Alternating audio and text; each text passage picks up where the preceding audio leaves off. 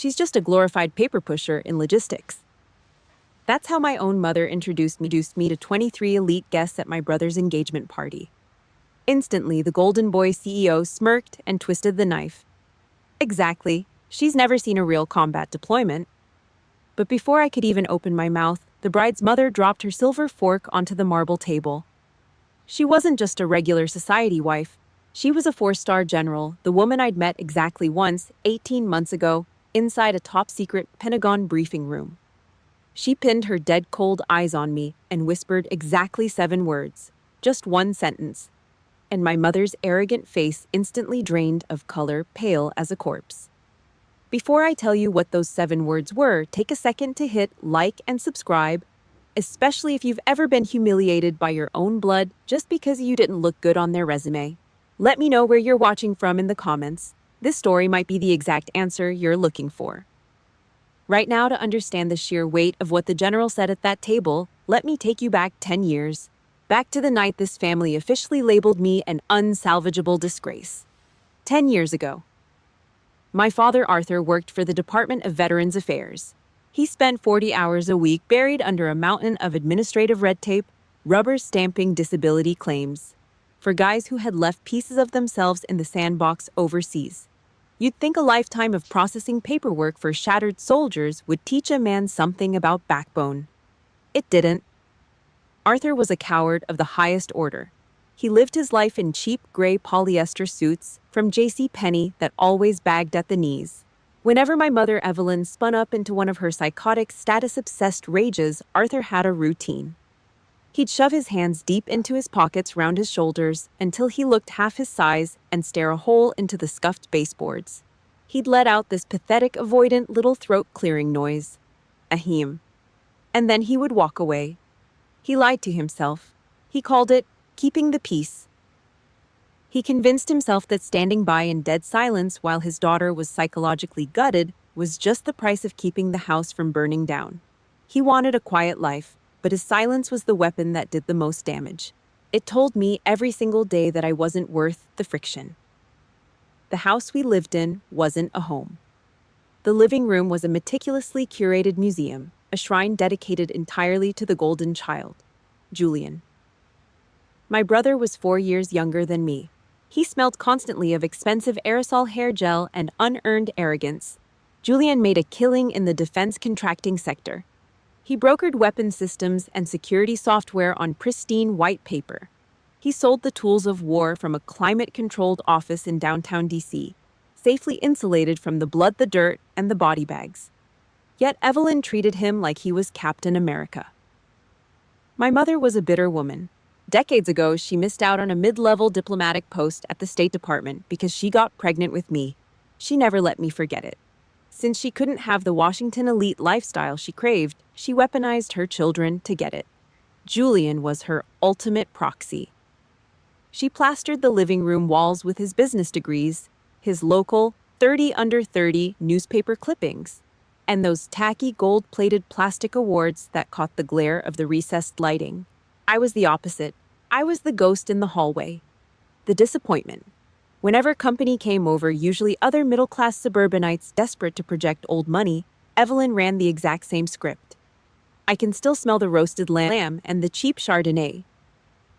She would stand at the head of the dining table, tapping her manicured nail against her wine glass to command the room. Julian just locked down $1 billion security contract. She'd announce, her voice dripping with manufactured pride. The table would ooh and ah. Then she'd pause, a calculated theatrical beat. Her eyes would slide over to where I sat at the far end of the table. The pride would vanish, replaced by a cheap, suffocating pity. And Elsie, she'd sigh, shaking her head. Well, she's still holed up on some base doing odd jobs, sweeping up logistics. She likes to play it safe. Julian would smirk behind his napkin. Arthur would suddenly find his green beans incredibly interesting. And the guests would give me that tight-lipped, sympathetic nod reserved for the family failure. In that house, a person's right to breathe was measured purely by their corporate ROI. If you couldn't be paraded around a country club mixer, you were garbage. I didn't scream. I didn't throw plates against the wall. I didn't cry in my room. You don't survive a toxic environment by bleeding out in the open. You learn to detach. You learn to observe your abusers with the cold clinical detachment of a sniper scanning a tree line. I watched them. I mapped their insecurities. I became steel. But the absolute limit of my endurance snapped during the summer I turned 22. I had just walked across a university stage. I held a diploma with honors, top of my class. It meant absolutely nothing to them. To Evelyn, an undergraduate degree was just the primer coat. She had already mapped out the rest of my life, ready to mold me into her next shiny accessory to show off to the neighbors. It was late August. The heat in the kitchen was oppressive, thick and sticky. The old Kenmore refrigerator in the corner was humming a loud, rattling buzz. I was sitting at the Formica table, drinking a glass of tap water. Evelyn marched into the kitchen. She didn't say hello. She didn't ask how my day was. She just stopped at the edge of the table and slammed a heavy, glossy booklet down onto the surface. The smack of the heavy paper echoed off the tile walls. I looked down. It was an admissions brochure for Harvard Law School. The refrigerator kept buzzing. The air in the room went entirely dead. The heavy, glossy Harvard Law admissions brochure hit the cheap Formica table with a loud smack. The sound bounced off the kitchen tiles, sharp and demanding. The old Kenmore refrigerator in the corner kicked into a loud, rattling hum. The August heat inside the room was thick, sticky, and suffocating. I did not flinch. I sat perfectly still in my plain gray cotton t-shirt. My spine was straight, my shoulders squared. I looked directly into Evelyn's eyes. "I am not going to law school," I said. My voice was completely flat, no shaking, no hesitation. I reached into my manila folder. I pulled out a single crisp sheet of paper and slid it directly over the Ivy League brochure. It was Department of the Army Form 4.1, United States Army Enlistment Contract. "I am shipping out for basic training," I stated, keeping my eyes locked on hers. "I am going into the Special Forces pipeline." She did not even look down at the paper. She just stared at me. 1 second, 2 seconds, 14 seconds of dead heavy silence ticked by. The air in that cramped kitchen turned to concrete. It felt like sucking in exhaust fumes. I just sat there regulating my breathing, watching the vein in her neck start to throb against her pale skin. Then the dam broke. Evelyn exploded. She shrieked. It was the high-pitched grating sound of a woman who had just been robbed of her most prized accessory. "You want to be a glorified maid," she spat. She slammed her hands down on the counter so hard the tendons in her wrists popped. "You want to throw away the reputation of this family to go pick up garbage in some godforsaken war zone? Are you out of your mind?" Right on cue, Arthur shuffled into the kitchen. He wore his faded brown corduroy slippers, his shoulders hunched forward, looking like a whipped dog avoiding a rolled-up newspaper. He glanced down at the military enlistment paper on the table and immediately groaned, rubbing his face with both hands. "I already told the guys down at the VA office that you got into Harvard," he muttered. He refused to look me in the eye. "How am I supposed to walk in there on Monday morning? They are going to ask questions. You are making me look like an absolute fool." Not a single word about my safety. Not a single question about my future. Just his pathetic water cooler gossip. He processed disability claims for shattered soldiers all day. But in his own house, a uniform was just a social embarrassment. My phone vibrated violently against the table, rattling against my glass of water. The screen lit up in the dim kitchen. A text message from Julian sitting comfortably in his air-conditioned bedroom just 20 feet down the hall. "You are making Mom cry again. Stop trying to play the hero and just do what you are told." I looked at the glowing screen. I looked at Arthur, who was now intensely studying the scuff marks on the linoleum floor. I looked at Evelyn, whose face was flushed purple with rage, her chest heaving as she prepared her final ultimatum. "If you walk out that door for this," Evelyn sneered, pointing a trembling manicured finger inches from my face, "you are done. I will cut off every single cent. No money, no phone plan, no support. You can go scrub toilets in the dirt for all I care. You will be nothing." I did not argue. I did not explain myself. I stood up. I pushed the wooden chair back. The legs scraped loudly against the floor, cutting through her yelling. I turned my back on them and walked out the rear door. The night air was humid and smelled like cut grass and damp earth. The wooden planks of the back porch creaked under my boots. Sitting on the rotting porch swing in the dark was the only person in that entire bloodline who actually understood the weight of a uniform. Grandma Margaret. She was 78 years old, a former Army nurse who had pulled 30-hour shifts in freezing field hospitals during the Cold War. She did not cry. She did not yell. She just sat there in the shadows, pulling a long drag from a Winston cigarette. The burning red cherry cast a faint glow over her deep, weathered wrinkles. She stood up slowly and crushed the cigarette under the heel of her shoe. She reached deep into the pocket of her faded wool cardigan. She grabbed my right hand. Her fingers were bony tough and felt like old leather. She pressed a thick, heavy roll of $20 bills firmly into my palm. $800. Right on top of the cash, she dropped a metal chain. I looked down. It was a dog tag, pitted, scratched, and spotted with decades of brown rust. My grandfather's tag. The metal was ice cold against my skin.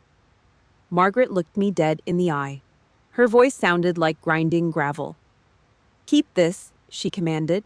"For the nights when the tracer fire keeps you awake, you look at it and you remember that you have the blood of actual warriors in your veins. Let the rest of them rot in their clean offices." I nodded once. I did not go back inside to apologize to my mother. I did not beg Arthur for understanding. I slipped the rusted metal chain over my head. The cold steel settled right against my collarbone. It felt heavy. It felt like armor.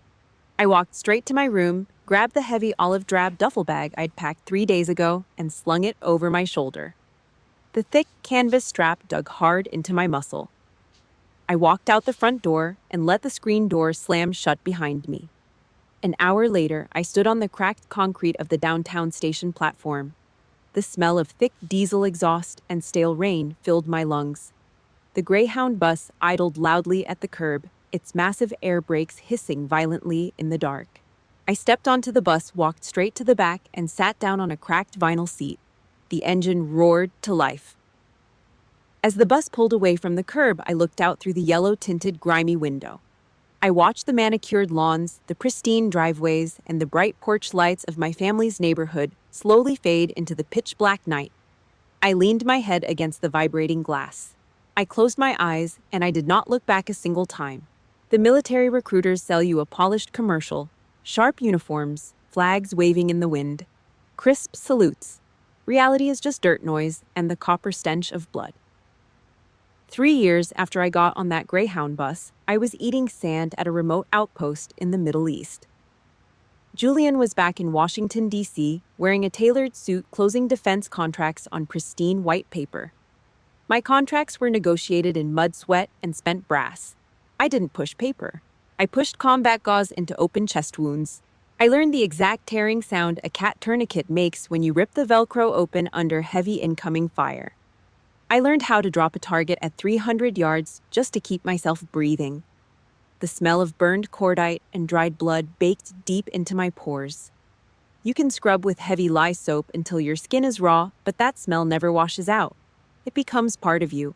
It was 0-30 after a massive raid went completely sideways. We made it back to the forward operating base. I was standing in the center of the compound, covered in chalky white dust and someone else's blood. Earlier that week, the battalion commander had pinned silver bars to my collar. Captain Elsie Allen, an 03 in the United States Army. I wasn't thinking about the rank. I was standing under the harsh, blinding glare of a halogen work light, looking down at Master Sergeant Carlos Mendez. Carlos was 47, 3 kids back in Texas, a lifer who treated his unit better than he treated himself.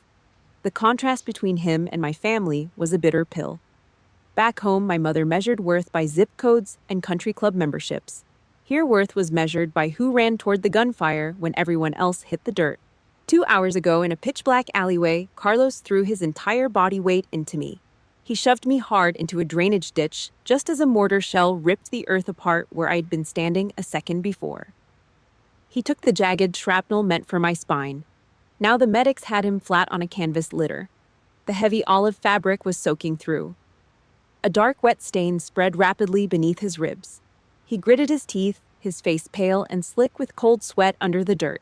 The medics were moving fast, hands stained red, shouting for a medevac bird. The desert wind whipped up, throwing fine, stinging sand against my face. The temperature drops fast at night out there. It cuts right through your fatigues. I unvelcroed a pouch on my tactical vest and pulled out the heavy black satellite phone. I wiped the grit off the screen with my thumb. My hands were shaking slightly. Not from fear, but from the massive adrenaline dump slowly crashing out of my system. I just needed a tether, one normal human connection to ground me before the helicopters arrived. I dialed the area code for Virginia. The static hissed in my ear. A harsh digital crackle. 3 rings. Hello. It was Evelyn. Her voice was sharp, irritated, like I had just interrupted her favorite TV show. Not, "Are you okay?" Not, "I'm glad you're alive."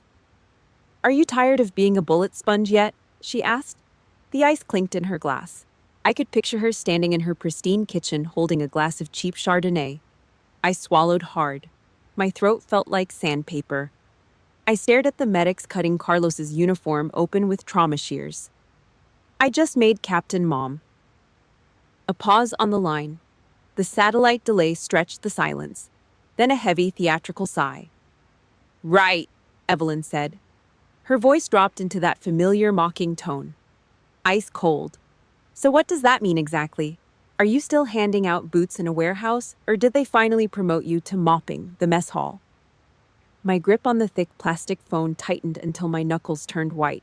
I could hear the faint murmur of the television in the background on their end. Cable news commentators arguing. The domestic comfort of it all was nauseating. They were sitting on plush leather furniture while the air I breathed tasted like diesel exhaust and panic. Before I could even formulate a response, the receiver fumbled. Arthur's voice cut through the static. "Elsie, listen!" he rushed out. His voice buzzed with that pathetic, desperate need to agree with my mother. "Your brother just closed a massive deal. Cybersecurity software, 7 figures. The boy is an absolute genius. He's the one actually protecting the country right now. You should have seen the clients looking at him." I stopped listening. The words faded into a dull, meaningless buzz. He's the one actually protecting the country. I looked over at Carlos. He let out a low, ragged groan as a medic shoved packing gauze deep into the shrapnel wound. Blood pooled on the rubber soles of his combat boots. Blood dripped onto the sand. Julian was drinking expensive scotch in a high-rise building, selling lines of code. Carlos was bleeding out on a canvas cot to keep me breathing. And the people who shared my DNA, the people who slept safely under the blanket of security we provided, thought my uniform was a janitor's outfit. A profound freezing numbness washed over me. It started in my chest and spread to my fingertips. The last remaining ember of hope I had for my family, the childish, stupid wish that they might eventually respect me, snuffed out completely. My jaw locked. The muscles in my neck pulled tight like steel cables. I didn't yell. I didn't curse at them. I didn't owe them my anger. They weren't worth the calories it would take to raise my voice. I looked at the bulky phone in my hand. I stared at the red button. My thumb pressed down. Beep! The line went dead. The hissing static vanished. I slipped the phone back into my vest and secured the Velcro. I didn't call back. Not that night. Not the next day. I closed a massive, heavy steel door in my mind, locking them out entirely. For the next 7 years, I let them live in their delusional little bubble, worshipping their golden boy and his paper contracts. I let them think I was nothing. I turned my back on the darkness, walked over to Carlos's stretcher, and knelt in the bloody sand.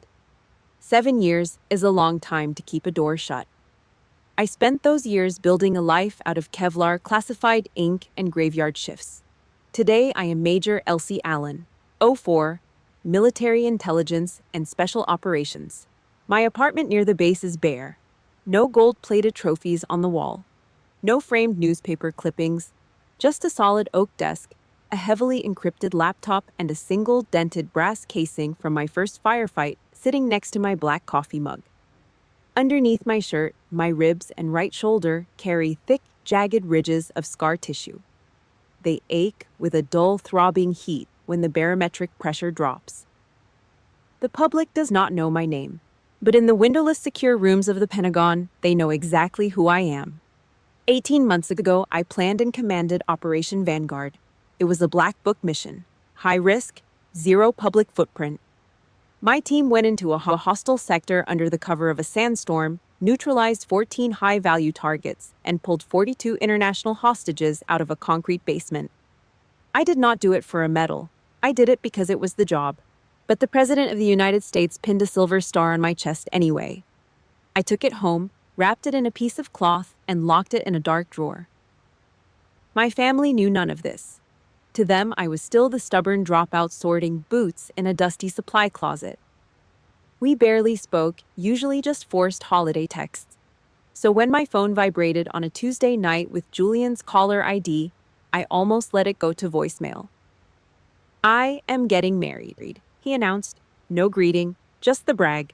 He talked for 10 straight minutes about his fiancée, Clara Sterling. She was a corporate lawyer, Ivy League naturally. Julian was practically hyperventilating over her pedigree. Her dad is Senator Richard Sterling, Armed Services Committee. Julian boasted, the smugness radiated through the speaker. He plays golf with the biggest defense contractors in the country. This is huge for my firm, Elsie. "Congratulations," I said. My voice was flat. "And her mother," Julian continued dropping the name like a winning lottery ticket, "is Victoria Sterling. You know, since you were in the Army, you might have actually heard of her. 4-star general. Massive deal at the Pentagon." I stopped wiping down my kitchen counter. The wet rag froze in my hand. General Victoria Sterling. I had met her exactly once, 18 months ago. I stood at attention in a subterranean soundproof briefing room at the Pentagon. General Sterling sat at the head of the heavy mahogany table. She listened with a stone-cold expression to my risk assessment for Vanguard.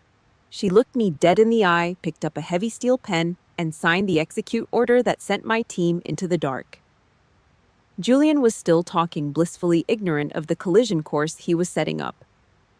"They are hosting an engagement dinner this Saturday at the Capitol Grill in D.C. Mom wants you there. Try to look presentable, and please do not embarrass us." Saturday night, the private dining suite smelled of dry-aged ribeye steaks, expensive bourbon, and old money. I arrived 20 minutes early. I wore a tailored black silk blouse and dark slacks.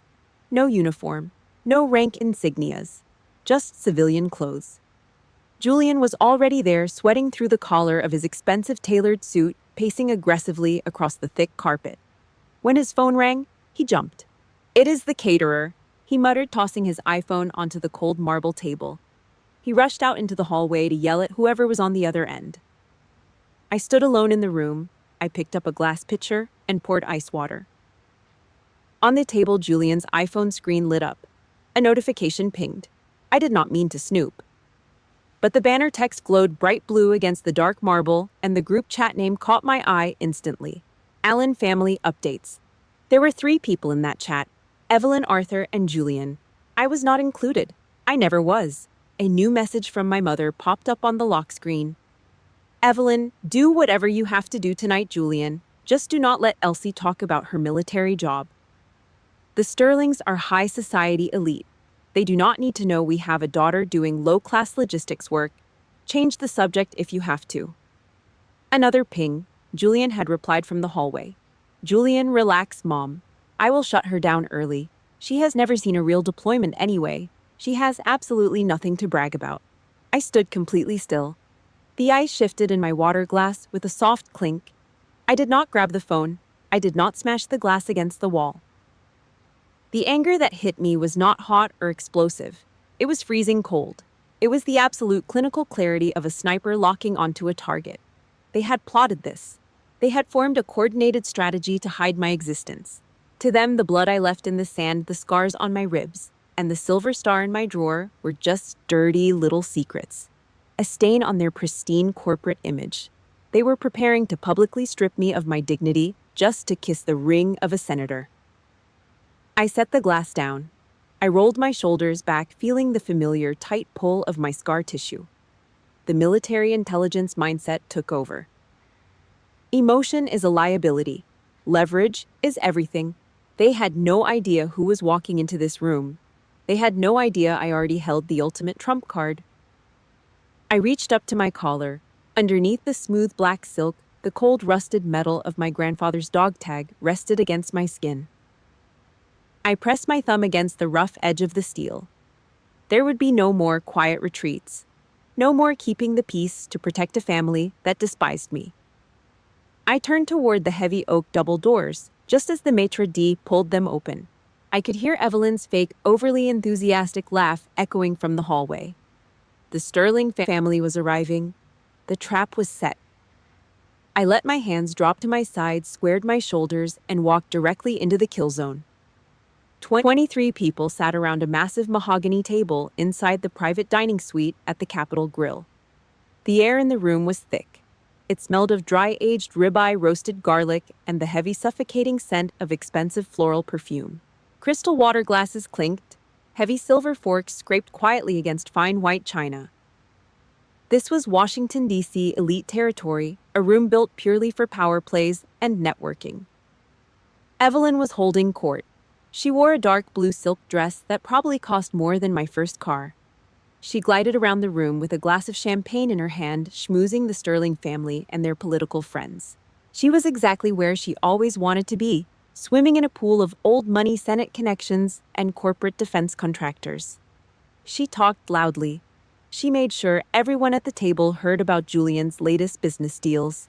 She threw around words like cyber infrastructure and tactical software integration, like she actually knew what they meant. She laughed at jokes that were not funny, and right on schedule with her little group chat strategy, she treated me like a piece of ugly furniture. I sat near the end of the long table. I wore a simple black silk shirt. I kept my back perfectly straight, my shoulders squared. I did not drink the wine they poured. I just sat in silence, watching her play the crowd. I watched her trade my dignity for a few scraps of social leverage. Senator Richard Sterling sat across from me, Clara's father. He wore a custom-tailored gray suit and had the polished, easy smile of a career politician. He finished chewing a piece of steak, wiped his mouth slowly with a white linen napkin, and leaned forward. He rested his forearms on the table and looked right at me. "So, Elsie," the senator said, his voice deep and genuinely polite. "Julian tells us plenty about his firm. He's quite the salesman. But what is it you do?" I took a breath to answer. I did not even get the first syllable past my teeth. "Oh, Elsie is also in the military," Evelyn cut in. Her voice sliced right across the heavy oak table. She smiled at the senator, but her eyes were completely dead. She deployed the exact practiced tone of fake sympathy she'd been using to demean me since I was a teenager. "She works in the army." Evelyn continued, waving her hand dismissively, like she was swatting away a fly. "But she just does some low-level logistics work. You know, pushing papers, counting boots in a warehouse somewhere. She likes the safety of a desk." A few of the guests gave that tight, uncomfortable, polite nod. The kind of nod people give when they pity you. Julian leaned back in his heavy leather chair. He adjusted the cuffs of his expensive suit jacket. He swirled the red wine in his glass, watching the dark liquid coat the crystal. A smug, greasy smile spread across his face. He looked at his fiancée Clara, then at his future father-in-law, and decided to drop the hammer. He wanted to make damn sure the Sterlings knew he was the only actual warrior in the Allen family. "Exactly," Julian sneered. His voice carried easily over the quiet jazz music playing from the ceiling speakers. "Elsie has never seen a real combat deployment. She wouldn't know the first thing about the actual weapon systems my firm provides to the Pentagon. Honestly, she probably doesn't even know what actual gunpowder smells like." Dead silence fell over our end of the table. I looked at Arthur. My father was sitting right next to Julian. He was wearing a slightly better suit than his old J.C. Penney rags, but the man inside it was exactly the same coward. Arthur stared down at his half-eaten mashed potatoes. He hunched his shoulders, cleared his throat with that familiar, pathetic little noise, and gave a non-committal shrug. He backed them up with his silence. He let his son publicly gut his daughter just to keep his own seat at the table comfortable. Underneath the heavy linen tablecloth, my right hand curled into a fist. My nails dug hard into my palm. I felt the heat rising in my chest, the raw, violent urge to reach across the mahogany, grab Julian by his expensive silk tie, and bounce his face off the marble centerpiece. Suddenly, a hand grabbed my wrist under the table. It was Grandma Margaret. She sat to my left. Her bony arthritis-swollen fingers gripped my arm with surprising violent strength. Her nails dug into my skin. I could feel her entire arm shaking, not from old age, from pure, unadulterated rage. She glared at Evelyn, her jaw set tight, her breathing heavy and ragged. I reached over with my left hand and gently squeezed her fingers, a silent command to stay down. I did not snap. I did not yell. I did not defend my honor to a table full of civilians. I just looked at Julian. My face was a stone wall. I kept my breathing slow and even. 2 seconds in, 2 seconds out. I stared directly into my little brother's eyes with the cold, dead focus of a sniper settling a crosshair right between a target's eyes. Let him talk. Let him dig the hole a little deeper. He thought he held all the cards. He thought his little paper empire made him a god in this room. I felt the cold, rusted steel of my grandfather's dog tag pressing against my chest under my shirt. I waited. My military training taught me one absolute rule of engagement. You never interrupt an enemy when they are in the middle of making a fatal mistake. Julian kept smiling, taking a slow, arrogant sip of his wine, basking in his own fake glory. Then, out in the hallway, heavy footsteps approached. The brass handles of the private dining room doors turned. The doors burst open. The heavy oak doors swung open. They did not slam, but the sound was enough to kill the noise in the room instantly. General Victoria Sterling walked in. She was not in uniform. She wore a tailored charcoal blazer and dark slacks, but the fabric did not hide the authority radiating off her. It was a physical presence. The air pressure in the room seemed to drop 5 degrees the second her leather heels hit the hardwood floor. Evelyn's fake, high-pitched laughter cut off mid-sentence. Her mouth hung open slightly. Senator Richard Sterling stood up immediately. He smiled, relieved to see his wife, but even he straightened his posture. The rest of the table followed suit, scrambling out of their leather chairs. Julian bumped his knee hard against the table leg in his rush to stand up, spilling a few drops of red wine onto the white linen. General Sterling did not rush.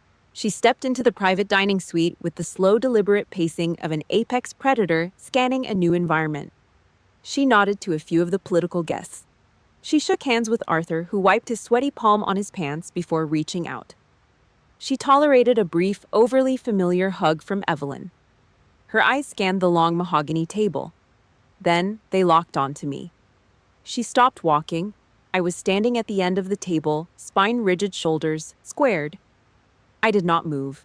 I held her gaze with the absolute locked-in focus required when facing a 4-star commanding officer. For half a second, there was a flicker of genuine surprise in the general's steel-gray eyes. It was a micro-expression. The slight raise of an eyebrow, the slight tightening of the jaw. She